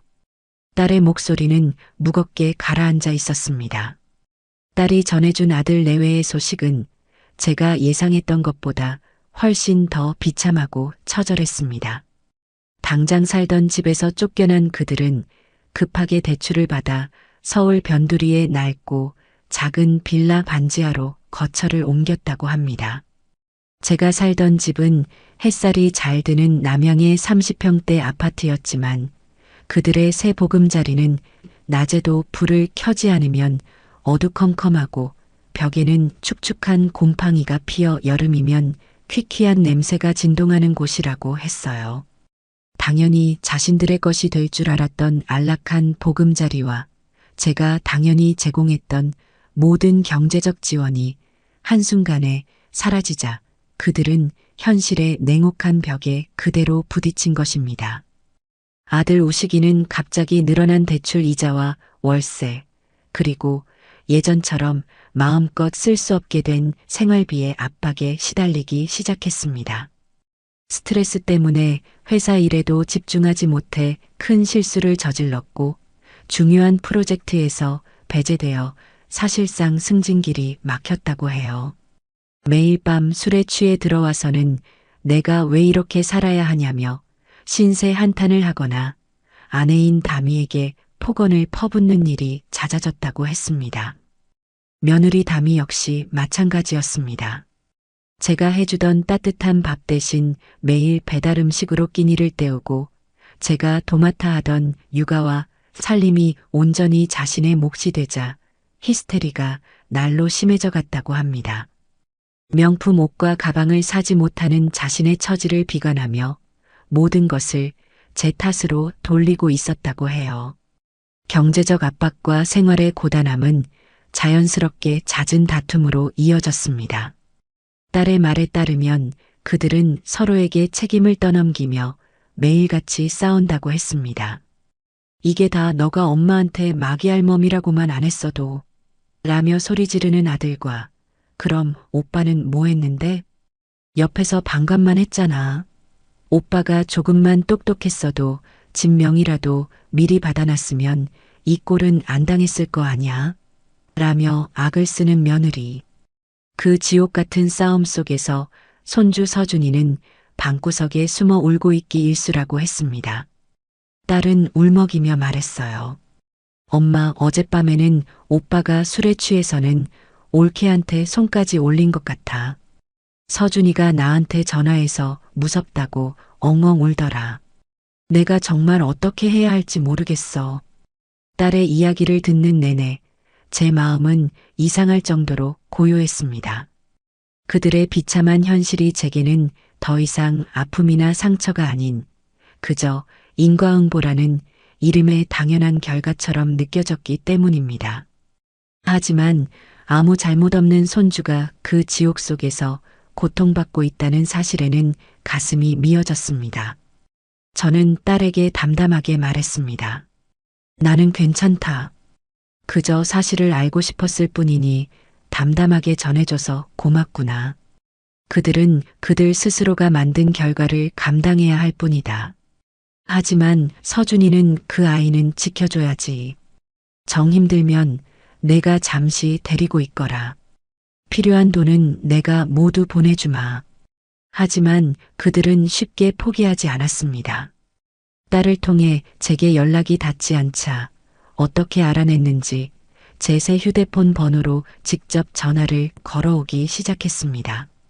처음에는 아들이었습니다.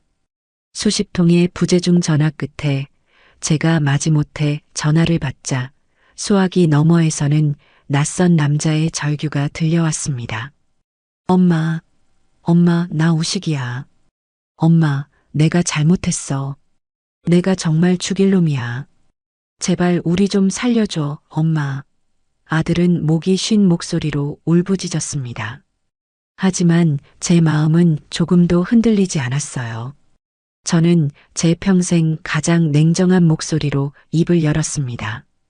너는 너의 인생을 살아라. 더 이상 나를 찾지 말아라. 그리고 저는 미련 없이 전화를 끊고 그의 번호를 차단해버렸습니다. 며칠 뒤에는 며느리에게서 공중전화로 전화가 걸려왔습니다. 그녀는 연극배우처럼 흐느끼며 제 동정심에 호소했어요. 어머니, 제가 다 잘못했어요. 제가 정말 죽을 죄를 지었어요. 그리고 서준이가 할머니 보고 싶다고 매일 밤 울어요. 밥도 잘 안 먹고 계속 할머니만 찾아요. 어머니, 제발 서준이 봐서라도 저희 한 번만 용서해 주시면 안 될까요? 손주 서준이. 그 이름이 나오자 잠시 심장이 덜컥 내려앉는 것 같았습니다. 하지만 저는 곧 이성을 되찾았습니다. 아이를 방패막이로 내세우는 그들의 비겁함에 동정심 대신 차가운 분노가 치밀어 올랐습니다. 다시는 내 손주를 너의 구차한 변명의 방패로 삼지 마라. 너는 내 아들 앞에서 내 어미를 개라고 불렀다. 그런 너에게 내 손주의 이름을 입에 올릴 자격조차 없다. 제 말이 끝나자 수화기 너머에서는 아무 소리도 들리지 않았습니다. 저는 더 이상 대꾸할 가치를 느끼지 못하고 먼저 전화를 끊어버렸습니다. 그들의 마지막 발악을 겪고 난 뒤 저는 제 인생의 마지막 과업을 수행해야겠다고 결심했습니다. 그것은 복수도 용서도 아닌 제가 남길 수 있는 유일하고 진정한 유산에 관한 것이었습니다. 저는 읍내에 있는 법률사무소를 찾아가 변호사 앞에서 제 계획을 설명했습니다.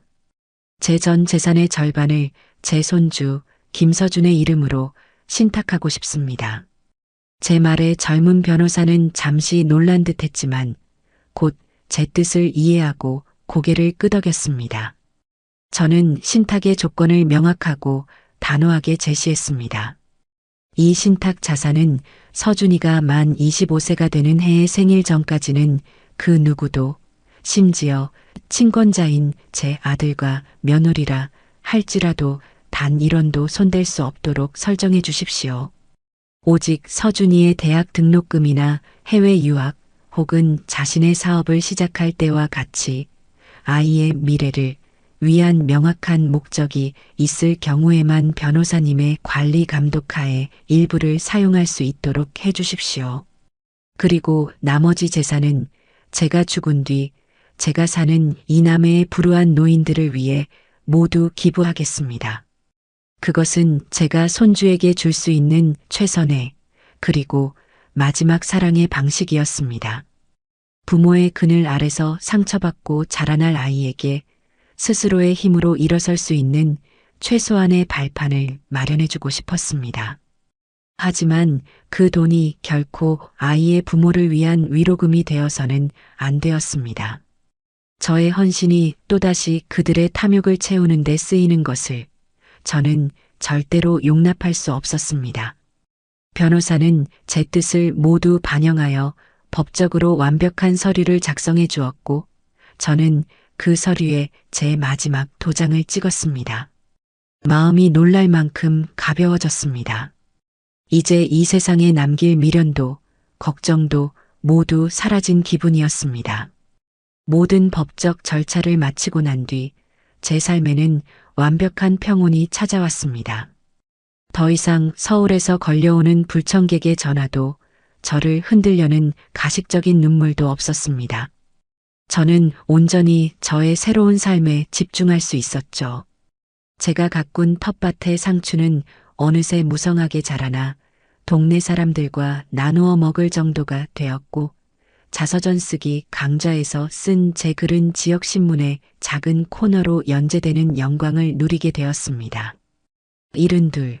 이연자의 홀로썩이라는 제목의 제 글을 읽고 많은 분들이 공감과 응원의 메시지를 보내주셨어요. 저는 더 이상 혼자가 아니었습니다. 그렇게 5번의 가을이 지났습니다. 제 삶의 터전이 된 이 작은 바닷가 마을의 시간은 서울의 그것과는 전혀 다른 밀도로 흘러갔습니다. 저를 옥죄던 과거의 시간은 초침소리 하나하나가 신경을 긁는 고문과도 같았지만, 이곳에서의 시간은 밀물과 썰물처럼 자연스럽고 너그러웠습니다. 제 얼굴의 주름은 5줄 더 늘었을지 몰라도 제 마음의 주름은 지난 5해 동안 오히려 팽팽하게 펴진 듯합니다. 이제 동네 사람들은 저를 이 작가님이라고 부르곤 해요.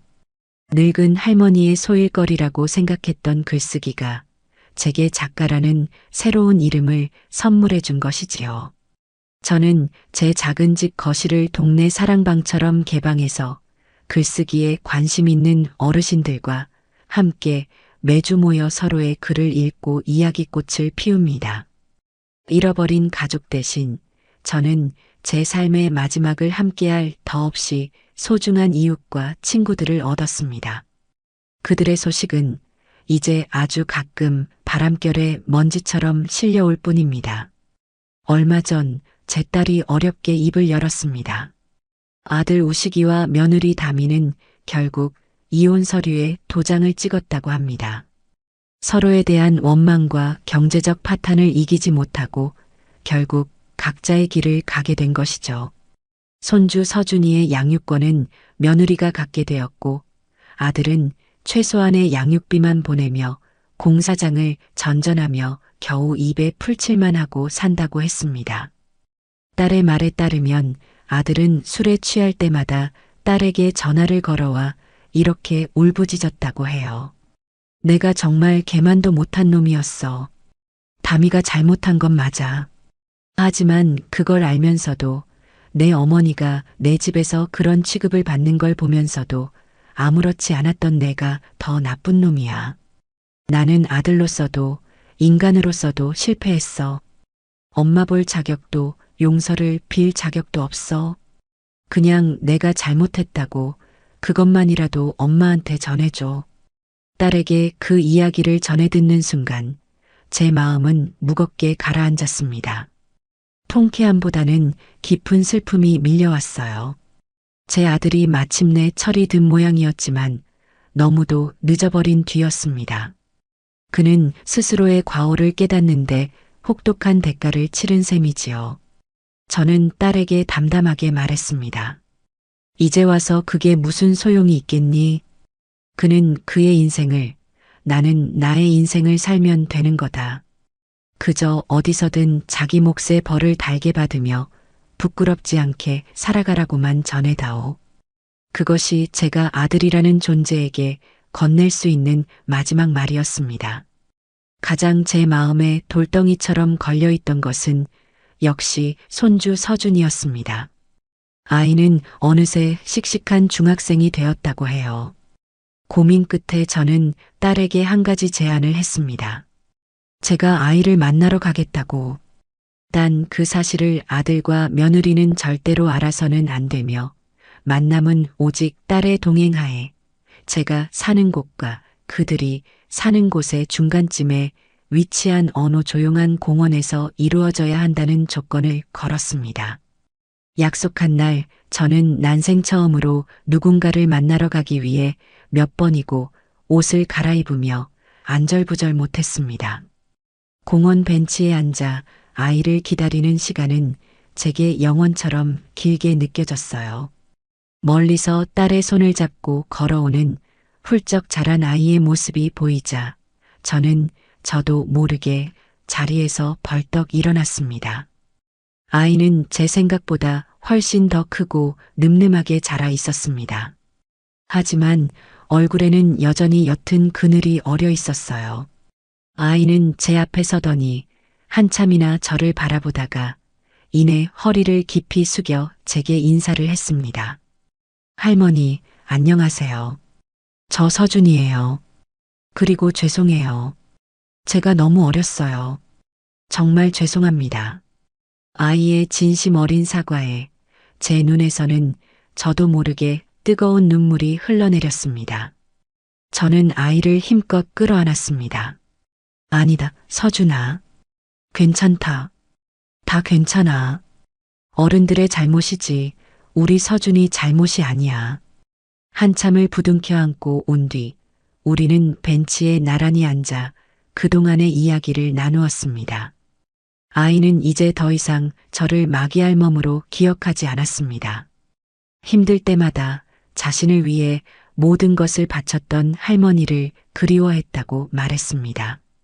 저는 가방에서 미리 준비해온 작은 선물을 꺼냈습니다. 서준이의 이름으로 가입된 교육신탁 증서였습니다.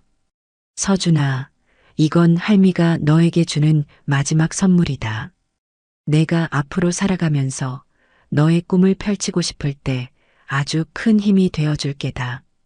부디 이 돈으로 너 자신을 위한 멋진 인생을 설계하렴. 그리고 언제나 기억하거라. 너는 세상에서 가장 소중한 존재라는 것을.